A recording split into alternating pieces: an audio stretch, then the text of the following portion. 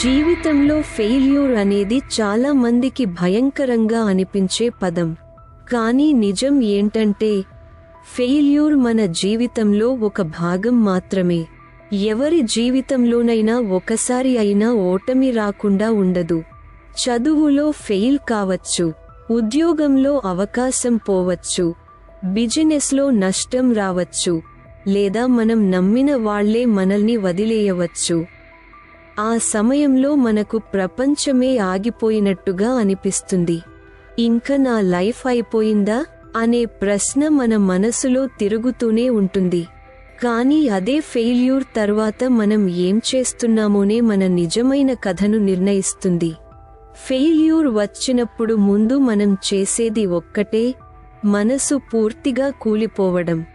బాధ, కోపం, అసహనం, నిరాశ ఇవన్నీ ఒక్కసారిగా మనపై పడతాయి.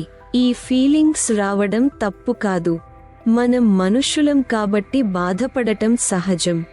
నేను ఎందుకు ఇలా అయ్యాను, నేను ఇంకెవరికీ పనికిరానివాడినేనా అనే ఆలోచనలు రావచ్చు. ఈ దశలో ఒక విషయానికి గుర్తుంచుకోవాలి, బాధపడటం ఓకే, కానీ ఆ బాధలోనే ఉండిపోవడం మాత్రం ప్రమాదం. ఫెయిల్యూర్ తర్వాత మొదట చేయాల్సింది మనకు కొంచెం టైం ఇవ్వడం. వెంటనే బలంగా ఉండాలి, వెంటనే మళ్లీ లేచిపోవాలి అని మనల్ని మనమే బలవంతం చేసుకోకూడదు. కొద్దిసేపు మన బాధను అంగీకరించాలి. ఏడవాలనిపిస్తే ఏడవాలి, ఎవరికైనా చెప్పాలనిపిస్తే చెప్పాలి. ఈ దశలో మన హృదయం కాస్త తేలిక పడితేనే తర్వాతి స్టెప్ సరిగ్గా పడుతుంది. మనసు బరువుగా ఉన్నప్పుడు తీసుకున్న నిర్ణయాలు ఎక్కువగా తప్పే అవుతాయి. కొంచెం మనసు శాంతించిన తర్వాత మనం చేయాల్సిన ముఖ్యమైన పని ఫెయిల్యూర్ని అర్థం చేసుకోవడం. నేను ఎందుకు ఫెయిల్ అయ్యాను అని నిజాయితీగా మనల్ని మనమే అడగాలి. ఇది మనల్ని మనమే నిందించుకోవడానికి కాదు, నేర్చుకోవడానికి. ఎక్కడ తప్పు జరిగింది? ప్లానింగ్ లోపమా, కష్టపడలేదా, లేదా మనకు సరైన గైడెన్స్ లేదా?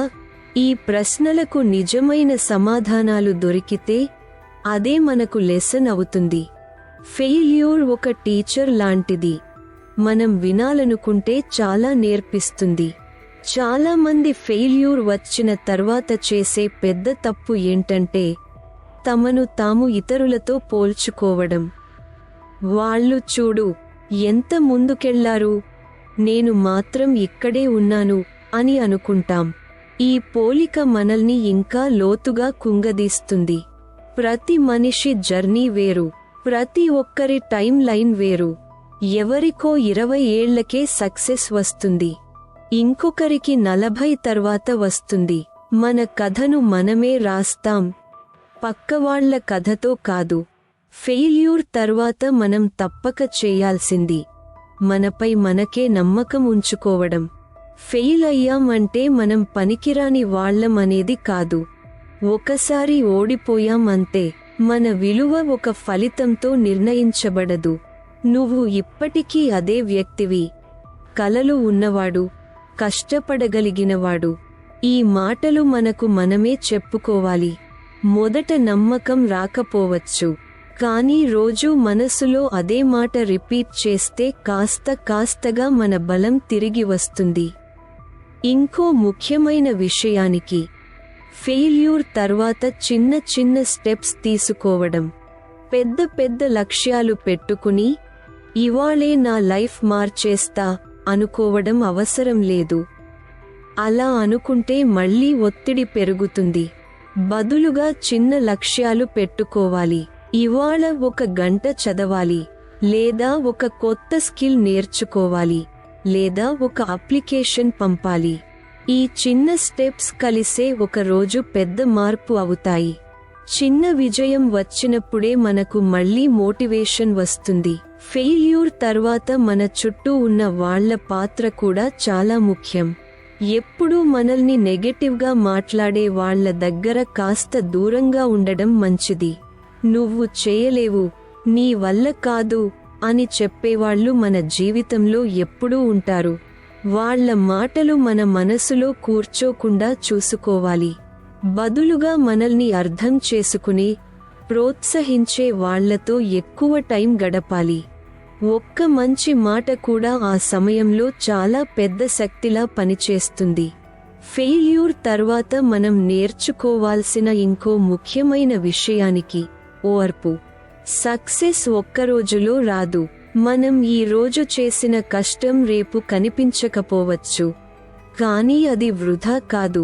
భూమిలో విత్తనం వేసిన వెంటనే మొక్క కనిపించదు కదా, లోపల అది పెరుగుతూనే ఉంటుంది. మన కష్టం కూడా అంతే. ఓర్పుతో, నమ్మకంతో ముందుకు వెళ్తే ఫలితం తప్పకుండా వస్తుంది.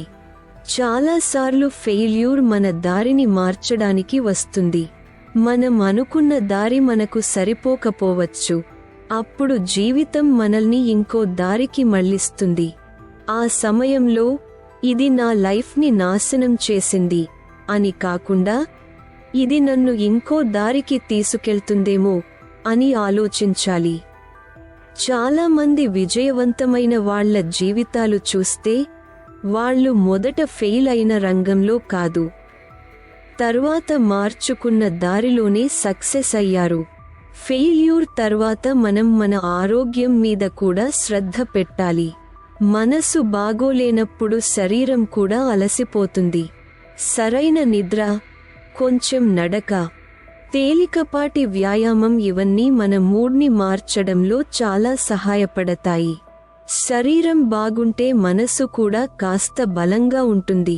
ఈ చిన్న విషయాలను చాలామంది పట్టించుకోరు, కానీ ఇవే మనల్ని లోపల నుంచి బలంగా చేస్తాయి.